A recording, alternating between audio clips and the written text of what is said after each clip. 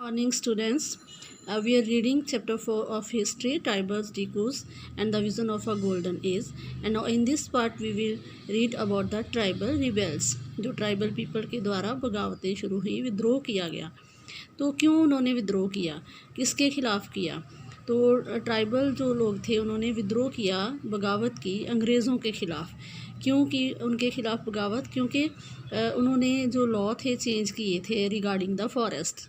तो पहले फॉरेस्ट जो थे अंग्रेज़ों से आने के से पहले जो सारा उसके ऊपर जितना भी कंट्रोल था वो ट्राइब्स का ही था। लेकिन ब्रिटिश के आने के बाद, अंग्रेज़ों के आने के बाद उन्होंने नए रूल्स एंड रेगुलेशंस बना दिए, तो ये उनको मंजूर नहीं थे। तो उनको रिस्ट्रिक्ट भी किया गया, उनके ऊपर बहुत सारी पाबंदियां लगाई गई। उनको अपनी प्रैक्टिसेस जो थी वो जैसे हंट करते थे जंगल में, जहाँ फॉरेस्ट प्रोड्यूस इकट्ठा करते थे, जहाँ शिफ्टिंग कल्टीवेशन करते थे, तो इस सब से उनको रोका गया। तो the new taxes they had to pay, बहुत सारे नए उनके ऊपर कर लगा दिए गए।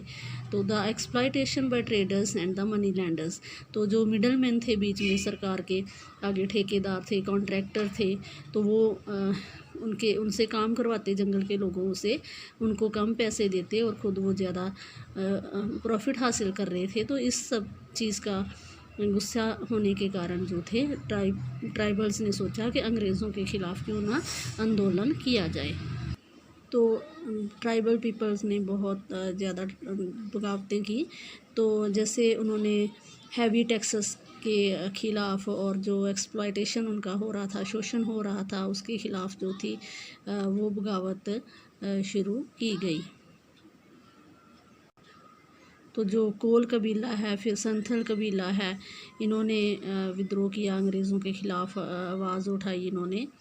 और जो बास्टर रिबेलियन वो 1910 में जो थी वो शुरू की गई। फिर 1940 में जो थी एक वर्ली की वहाँ बगावत हुई। तो मेजर रिवोल्ट जो थी बिरसा मुंडा के द्वारा जो थी उसने शुरू की। बिरसा मुंडा जो कि छोटा नागपुर प्लेटू रीजन का रहने वाला था, तो उसने अपनी कम्युनिटी के लोगों को इकट्ठा किया। तो बिरसा मुंडा कौन था? वो मुंडास कबीले में पैदा हुआ था 1870s में, और वो जो बहोंडा एरिया के जंगल थे उनके आसपास ही वो पला बड़ा हुआ। और उसने टेल्स सुनी थी, कथाएं सुनी थी मुंडास की अपराइजिंग की, कि जो शानदार इतिहास था उनका पास्ट में, उसके बारे में उसने सुना था अपने बड़ों से। और उसको एक कम्युनिटी के लीडर के तौर पर देखा गया, मतलब उसमें इतने गुण थे, काबिलियत थी कि लोगों ने उसको अपना लीडर चुना। तो बिरसा मुंडा जो था वो लोकल मिशनरी स्कूल में भी गया, और वहाँ पे वो सरमन्स जो थे मिशनरीज़ के, उपदेश मतलब सरमन्स मतलब उपदेश, तो उनको वो सुना करता। फिर उसने बहुत सारा टाइम जो है वो जो हिंदू वैष्णव प्रीचर्स थे, प्रचारक थे वैष्णव धर्म को, हिंदू धर्म को मानने वाले, उनके साथ उसने काफ़ी समय बिताया। और उसने प्योरिटी और पाइटी पे, उसने शुद्धता पे ध्यान दिया, कि लोगों को कहा कि वो लिक्वर वगैरह जो शराब है उसको छोड़ें, जादू टोने में विश्वास ना रखें, और एक जगह पे सेटल हो के वो खेती करना शुरू करें। मतलब वो अपनी सोसाइटी को सभ्य सोसाइटी बनाना चाहता था। Recovering of the golden past, तो बिरसा मुंडा जो था उसने अपने फॉलोअर्स को, अपने जो मानने वाले थे, जहाँ लोग उसको जो फॉलो कर रहे थे, उनको उसने क्या कहा कि गोल्डन एज की वो बात उनके साथ किया करता था, कि वो समय जब वो पहले भी, जब अंग्रेज़ों ने ट्राइबल्स को एक जगह पे सेटअप होके खेती करना के लिए बोल दिया था, लेकिन बाद में वो खेती जो थी वो ज़्यादा सक्सेसफुल नहीं हो पाई थी। तो एज अ लेबरर्स भी इनको काम करना पड़ा। तो लेकिन ये कहता है कि हम उस समय को याद करो कि जब हमारी बहुत अच्छा था, सारा सोसाइटी में बहुत इज़्ज़त थी और हम अपने मर्ज़ी के मालिक होते थे। तो वो चाहता है कि एक बार फिर से लोग जो हैं वैसे ही बजाय इसके कि मज़दूरी करें, वो एक जगह पर सेट हो के खेती करना जो है वो शुरू करें। तो बिरसा मुंडा की बातों से लोग काफ़ी प्रभावित हो रहे थे, उसके कबीले के लोग, आसपास के दूसरे कबीलों के लोग।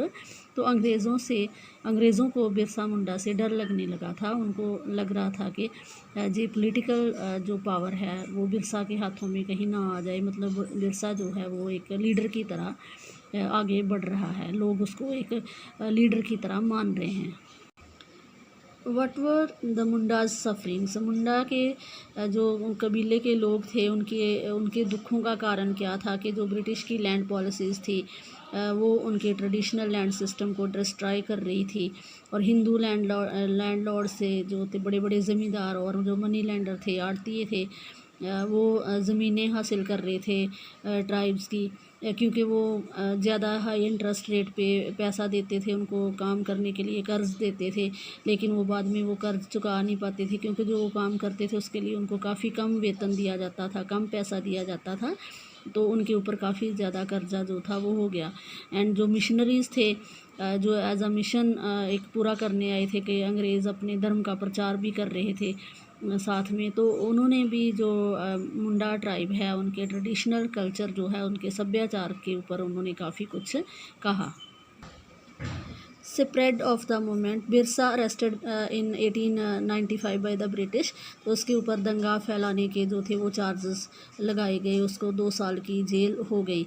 फिर उसको 1897 में रिलीज़ कर दिया गया, रिहा कर दिया गया। तो अब उसने फिर से लोगों की सपोर्ट इकट्ठा करना शुरू किया, उसने ट्रेडिशनल सिंबल्स यूज़ किए, लोगों की भाषा में उसने लोगों को उपदेश देने शुरू किए ताकि उनकी सपोर्ट हासिल की जा सके। तो उसने क्या कहा कि जो अंग्रेज़ों को और आउटसाइडर्स को उसने रावण का नाम दिया कि वो रावण की तरह बिहेव करते हैं, वो रावण हैं, तो उनको ख़त्म कर देना चाहिए। फिर उसने वाइट फ्लैग जो था उसने अपना निशान जो था उसने बिरसा मुंडा ने रखा, बिरसा राज्य का निशान वाइट फ्लैग रखा। और कॉलरा की वजह से, कॉलरा बीमारी होने के कारण 1900 में बिरसा मुंडा की डेथ हो गई। तो काफ़ी सिग्निफिकेंस था इस मूवमेंट का। कॉलोनियल गवर्नमेंट को नए कानून बनाने के लिए फ़ोर्स किया गया। ट्राइबल लोगों की जो लैंड है वो इजीली डिकूस जो हैं आउटसाइडर लोग हैं, जहाँ मनी लैंडर्स हैं, वो आसानी से हासिल नहीं कर सकेंगे।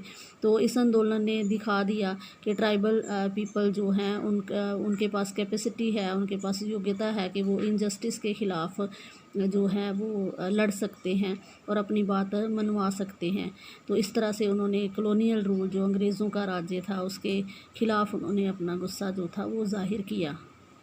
तो इस तरह से जो उनके सख्त रूल थे अंग्रेज़ों के वो ख़त्म हुए, और जो मुंडा पीपल थे और उनको देख के जो दूसरे कबीले वाले लोग थे उन्होंने अपने राइट्स जो थे वापस हासिल करना शुरू कर दिए लैंड के ऊपर।